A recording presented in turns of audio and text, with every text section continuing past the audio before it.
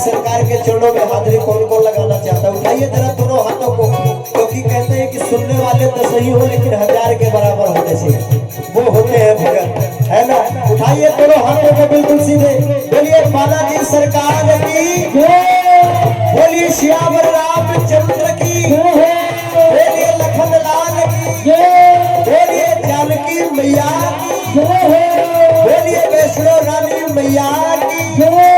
तो झूम के कहिएगा, जयकारा गूंजे गली गली, जयकारा गूंजे गली गली, जयकारा गूंजे गली गली, जयकारा गूंजे गली गली। ओ मेरे बालाजी सरकार सरकार, जयकारा गूंजे गली गली, मेरे बालाजी सरकार सरकार, जयकारा गूंजे गली गली, जयकारा गूंजे गली गली, जयकारा गूंजे गली गली, जयकारा गूंजे गली गली, जयकारा गूंजे गली गली।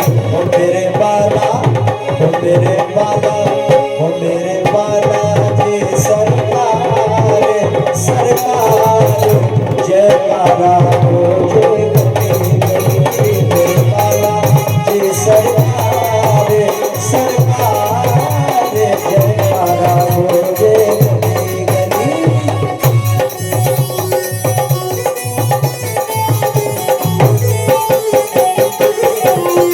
जय जय हो, बोलिए बालाजी सरकार की जय।